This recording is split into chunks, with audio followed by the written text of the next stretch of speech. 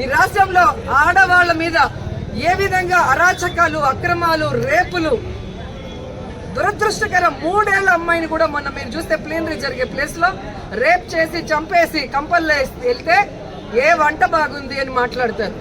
ఎంతమంది వచ్చారని మాట్లాడతాడు చంద్రబాబు నాయుడు. ఇచ్చిన సూపర్ 6 కి దిక్కు లేదు. 6 శాసనాలు అని చెప్పి సిగ్గు లేకుండా మళ్ళీ లోకేష్ గారు అనౌన్స్ చేస్తారు.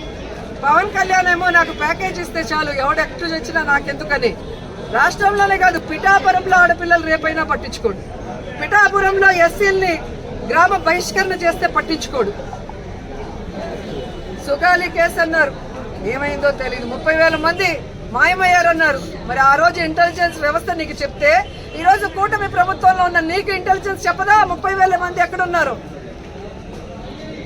చంద్రబాబు నాయుడు ఎదురుగా నించొని ప్రజలకి వెన్నుపోటు పొడిచిన కట్టప్ అయితే సైడ్ నుంచి పొడిచిన కన్నింగ్ కట్టపులు పవన్ కళ్యాణ్ అండ్ లోకేష్ అని కూడా ఈ సందర్భంగా తెలియజేసుకుంటున్నాను. సో ముగ్గురికి నేను చెప్తున్నా, మీరు ప్రజలకి వెన్నుపోటు పొడిస్తే సైలెంట్ గా వెళ్లే పరిస్థితి లేదు. ప్రజలకి అంటగా జగనన్న ఉన్నాడు. జగనన్న వెనక మేమందరం ఉన్నాం. జగనన్న సైనికులుగా మీ ప్రభుత్వం మెడలు వంచుతాం. ప్రజలకు మీరు ఇచ్చిన హామీలు నెరవేర్చేంత వరకు ముఖ్యంగా రైతు బాగుంటే రాష్ట్రం బాగుంటుందని నమ్మిన వ్యక్తులు వైఎస్ఆర్ గారు, జగన్మోహన్ రెడ్డి గారు. రైతు బాంధవులుగా వాళ్ళకి కావాల్సినవన్నీ చేశారు. రైతుకు గిట్టుబాటు ధర ఇచ్చారు. రైతుకు పెట్టుబడి రైతు భరోసా ద్వారా రబీకి గాని ఖరీఫ్కి గాని అందించడం మనం చూసాం. అలాగే వాళ్ళ గ్రామాల్లోనే వాళ్ళకి నాణ్యమైన విత్తనాలు గాని, ఎరువులు గాని, వ్యవసాయానికి సంబంధించిన పనిముట్లనన్నీ కూడా రైతు భరోసా కేంద్రం ద్వారా ఇవ్వటం జరిగింది. 5 ఏళ్లలో ఏ రోజు రైతు రోడ్డెక్కలేదు. మాకు అన్యాయం జరిగిందనో, మాకు గిట్టుబాటు ధర రాలేదని రోడ్డెక్కల. కానీ తెలుగుదేశం పార్టీ అధికారంలోకి వచ్చిన తర్వాత మిర్చి రైతులు రోడ్డెక్కారు, మామిడికాయ రైతులు రోడ్డెక్కారు, పసుపు రైతులు రోడ్డెక్కారు. ఎందుకంటే ఎక్కడ కూడా దేనికి గిట్టుబాటు లేదు. ఈరోజు రైతులైతే కన్న నీళ్లు కాదు, రక్తపు నీళ్లు వస్తున్నాయి కళ్ళల్లో నుంచి. ముఖ్యంగా చిత్తూరు జిల్లాలో మామిడికాయలు ఎక్కువ. మామిడికాయకి రేట్ లేక కనీసము 5 రూపాయలు అంటే కోసే కూలీ కూడా రాకుండా ఈరోజు వాళ్ళు ఇబ్బంది పడే పరిస్థితి వస్తే పట్టించుకునే నాదుడే లేదు. ఈరోజు పసుపుకి గాని, మిర్చికి గాని, వరికి గాని దేనికి కూడా ఇవ్వలేదు. రైతు భరోసా అంటే అన్నదాత సుఖీభవ ఇవ్వలేదు. రైతు భరోసా కేంద్రాలు నిర్వీర్యం చేశారు.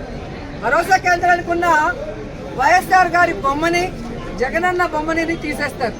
వైఎస్ఆర్ క్లినిక్ ఉన్న వైఎస్ఆర్ గారి పేరు తీసేస్తారు. నిజంగా మీరు నిజమైన నాయకులైతే, మీకు చిత్తశుద్ధి ఉంటే జగనన్న చేసిన దానికన్నా గొప్పగా పరిపాలించండి. జగనన్న చేసిన దానికన్నా గొప్పగా సంక్షేమాన్ని అందించండి. జగనన్న చేసిన దానికన్నా గొప్పగా అభివృద్ధిని అందించండి. అంతేగాని నిర్వీర్యం చేస్తూ ఈరోజు కక్ష సాధింపు చర్య చేసుకోవాలంటే గొప్ప గొప్ప వాళ్లే చరిత్రలో చరిత్రహీనులుగా మిగిలిపోయి కాలగర్భంలో కలిసిపోయారు. ఆ విషయాన్ని చంద్రబాబు నాయుడు, లోకేష్, పవన్ తెలుసుకోవాలని కూడా ఈ సందర్భంగా తెలియజేసుకుంటున్నా. మహిళలకి మీరు ఇచ్చిన ప్రతి వాగ్దానాన్ని నెరవేర్చాలి. రైతులకు ఇచ్చిన ప్రతి వాగ్దానాన్ని నెరవేర్చాలి. యువకులకు ఇచ్చిన ప్రతి వాగ్దానాన్ని నెరవేర్చాలని కూడా కోరుకుంటూ, జగనన్న ఇచ్చేటివి ఆపేశారు. కనీసం మీరు చెప్పినవైనా కంటిన్యూ చేయండి అని కోరుకుంటూ, ఈరోజు ఈ వెన్నుపోటు దినోత్సవంలో ప్రజలకి అండగా నిలబడిన వైఎస్ఆర్ కాంగ్రెస్ పార్టీ సైనికులందరికీ పేరు పేరున పాదాభివందనాలు తెలియజేసుకుంటూ, వైఎస్ఆర్సీపీ అంటే ప్రజల పార్టీ, ప్రజల కోసం పుట్టిన పార్టీ, ప్రజల్లో నుంచి వచ్చిన పార్టీ, ప్రజలకు ఎప్పుడు కూడా అండగా ఉండాల్సిన పార్టీ అని మనం బాధ్యతగా ఉండేవాళ్ళం. కాబట్టి సంవత్సర కాలం ఈరోజు కూటమి ప్రభుత్వానికి అవకాశం ఇచ్చాం.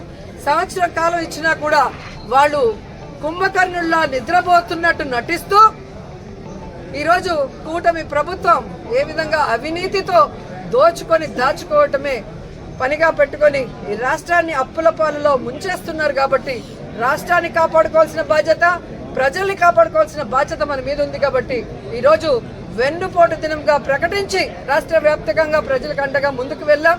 ఖచ్చితంగా ప్రభుత్వం దిగి వస్తుందని నమ్ముతున్నాం.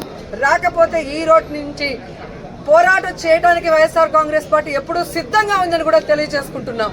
జై జగన్, జై జగన్, జగన్ గారి నాయకత్వం, జగన్ గారి నాయకత్వం.